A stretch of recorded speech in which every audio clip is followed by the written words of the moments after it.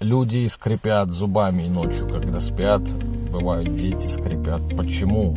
Они этот процесс не контролируют. Уже можно понять, что человек не все контролирует в своей жизни, в том числе какие-то процессы, которые происходят без его участия, можно сказать. То есть он, когда спит, начинает организм скрипеть зубами. Это ж не человек делает, а организм. Для чего он это делает? Скрип зубами – это злость.